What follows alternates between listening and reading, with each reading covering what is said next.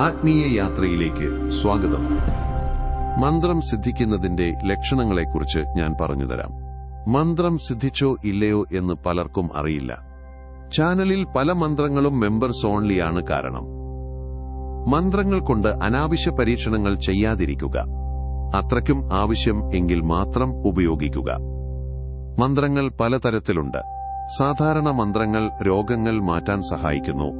സമ്മോഹന മന്ത്രങ്ങൾ, മാരണമന്ത്രങ്ങൾ, ധനപ്രാപ്തിക്കുള്ള മന്ത്രങ്ങൾ, സുഖസമൃദ്ധിക്കുള്ള മന്ത്രങ്ങൾ എന്നിവയാണവ. കൂടാതെ അപ്സരസുകളുടെയും മന്ത്രങ്ങളുണ്ട്.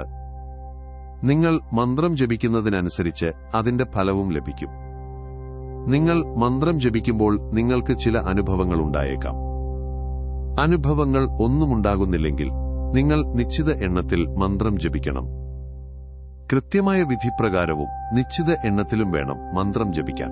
ഒരേ പൂജാ സാധനകൾ, ഒരേ ഇരിപ്പിടം, ആസനം, ഒരേ മാല, ഒരേ ദിശ, ഒരേ സമയം, ഒരേ ദിവസം എന്നിവ പാലിക്കണം. ഒരേ പൂജാ സാധനകൾ വേണം സമർപ്പിക്കാൻ. ഓരോ സാധനയ്ക്കും ഓരോ സിദ്ധിക്കും ഓരോ നിബന്ധനകളാണ് പറഞ്ഞിട്ടുള്ളത്. ജപം തുടങ്ങി കുറെ ദിവസങ്ങൾ കഴിയുമ്പോഴോ അല്ലെങ്കിൽ നിശ്ചിത എണ്ണത്തിൽ ജപിച്ചു കഴിയുമ്പോഴോ നിങ്ങൾക്ക് അനുഭവങ്ങളൊന്നും ഉണ്ടാകുന്നില്ലെങ്കിൽ ആ സാഹചര്യത്തിൽ നിങ്ങൾ മന്ത്രം ജപിക്കുന്നത് നിർത്തരുത്. നിങ്ങൾക്ക് അനുഭവങ്ങളൊന്നും ഉണ്ടാകാത്തതുകൊണ്ട് ജപം നിർത്താൻ പാടില്ല. നിങ്ങളുടെ മന്ത്രം സിദ്ധിക്കാൻ പോവുകയാണ്. ചിലപ്പോൾ അല്പം വൈകിയേക്കാമെങ്കിലും നിങ്ങൾ മന്ത്രസിദ്ധിയിലേക്ക് നടന്നുകൊണ്ടിരിക്കുകയാണ്. ജപിച്ചുകൊണ്ടിരിക്കുമ്പോൾ ചില ബുദ്ധിമുട്ടുകൾ ഉണ്ടാകുന്ന സമയം വരും. ആ സമയത്ത് നമ്മൾ ലക്ഷ്യത്തിലേക്ക് എത്തിക്കഴിഞ്ഞു എന്ന് മനസ്സിലാക്കണം. ചിലപ്പോൾ വീട്ടുകാരുമായി വഴക്കുണ്ടായേക്കാം, അല്ലെങ്കിൽ മന്ത്രത്തോടുള്ള താൽപര്യം ഇല്ലാതായേക്കാം. ഇത് സിദ്ധിക്കില്ല, വെറുതെയാണ് എന്ന് നിങ്ങൾക്ക് തോന്നിയേക്കാം. അല്ലെങ്കിൽ മന്ത്രം ഉപേക്ഷിക്കാൻ നിങ്ങളെ നിർബന്ധിക്കുന്ന തരത്തിലുള്ള എന്തെങ്കിലും സംഭവങ്ങൾ നടന്നേക്കാം. ആ സാഹചര്യമാണ് നിങ്ങളുടെ മന്ത്രം സിദ്ധിക്കാൻ പോകുന്ന സമയം. കാരണം നിങ്ങളുടെ അടുത്തേക്ക് വരുന്ന ശക്തിയെ, അല്ലെങ്കിൽ നിങ്ങൾ നേടാൻ ആഗ്രഹിക്കുന്ന ശക്തിയെ അത്ര എളുപ്പത്തിൽ കിട്ടില്ല. അത് ആദ്യം നിങ്ങളെ ശല്യപ്പെടുത്തും. മന്ത്രം ഉപേക്ഷിക്കൂ എന്ന് അത് നിങ്ങളോട് പറയും. നിങ്ങൾ അത് ഉപേക്ഷിച്ചാൽ അത് നഷ്ടപ്പെട്ടു. നിങ്ങൾ അത് ഉപേക്ഷിക്കാതെ ജപം തുടർന്നാൽ ആ ശക്തി നിങ്ങൾക്ക് ലഭിക്കും. എന്നാൽ അപ്സരസുകളുടെ കാര്യത്തിൽ ഇങ്ങനെയല്ല. അപ്സരസുകൾ വരികയും ദർശനം നൽകുകയും ചെയ്യും.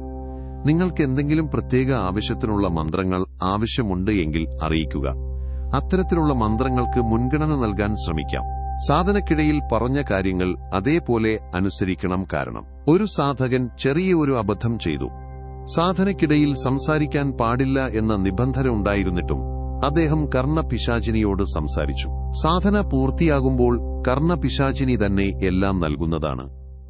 അദ്ദേഹം സംസാരിച്ചതുകൊണ്ട് സാധനയിൽ തടസ്സം നേരിട്ടു. തടസ്സം നേരിട്ടതോടെ അദ്ദേഹം കർണപിശാചിനി കാരണം ബുദ്ധിമുട്ടാൻ തുടങ്ങി. കർണപിശാചിനി ഇടയ്ക്കിടെ വന്ന് അദ്ദേഹത്തെ ശല്യപ്പെടുത്തിക്കൊണ്ടിരുന്നു. പിന്നീട് പലരുടെയും സഹായത്തോടെയാണ് ആ ശല്യം ഒഴിവാക്കിയത്. വലിയ ബുദ്ധിമുട്ടുകൾക്ക് ശേഷമാണ് അത് മാറിയത്. ഗുണത്തിന് പകരം ദോഷമാണ് ഉണ്ടായത്. സുഹൃത്തുക്കളെ, ഇത്തരം സാധനകൾ ചെയ്യുമ്പോൾ ആദ്യം ലളിതമായ സാധനകൾ ചെയ്യുക. അതിനുശേഷം കുറച്ചുകൂടി നല്ല സാധനകൾ ചെയ്യുക. അങ്ങനെ അനുഭവങ്ങൾ ലഭിക്കുന്നതിനനുസരിച്ച് മുന്നോട്ടു പോകുക. അപ്പോൾ സാധന ചെയ്യേണ്ട രീതിയും മനസ്സിലാകും. സാധനയിൽ കാണുന്ന ലക്ഷണങ്ങളെക്കുറിച്ചാണ് ഞാൻ പറഞ്ഞത്. നിങ്ങൾക്ക് ബുദ്ധിമുട്ടുകൾ അനുഭവപ്പെടുകയോ വഴക്കുകൾ ഉണ്ടാവുകയോ മന്ത്രം ഉപേക്ഷിക്കാൻ തോന്നുകയോ ചെയ്താൽ നിങ്ങൾ നല്ല നിലയിലാണെന്നും സാധന സിദ്ധിക്കാൻ പോകുകയാണെന്നും മനസ്സിലാക്കുക. ഇതാണിതിന്റെ പ്രധാന ലക്ഷണം. മറ്റ് ലക്ഷണങ്ങളുമുണ്ട്. ഈ സമയത്ത് നിങ്ങൾക്ക് ചില അനുഭവങ്ങൾ ഉണ്ടായേക്കാം. നിങ്ങളുടെ വാക്കുകൾ ഫലിച്ചു തുടങ്ങും. നിങ്ങൾ പറയുന്ന കാര്യങ്ങൾ സത്യമായി വരും. ഇത്തരം സാധനകളിൽ ഇടയ്ക്കിടെ ഇങ്ങനെയുള്ള സംഭവങ്ങളുണ്ടാകും. പക്ഷേ നിങ്ങൾ ഉപേക്ഷിക്കരുത്. സിദ്ധിച്ചതിനു ശേഷവും നിങ്ങൾ ജപം തുടരുന്നതുകൊണ്ട് കുഴപ്പമില്ല. വിധിപ്രകാരം പൂജകൾ ചെയ്ത ശേഷം 1-2 മാല വീതം ജപിച്ചുകൊണ്ടിരിക്കുക. അപ്പോൾ നിങ്ങളുടെ സിദ്ധി നിലനിൽക്കും. സിദ്ധി ലഭിച്ച ശേഷവും നിങ്ങൾ സാധന ചെയ്യണം. കുറഞ്ഞത് ഒരു മാലയെങ്കിലും ജപിച്ചുകൊണ്ടിരിക്കണം. എങ്കിൽ മാത്രമേ ആ ശക്തി നിങ്ങളുടെ കൂടെ ഉണ്ടാവുകയുള്ളൂ.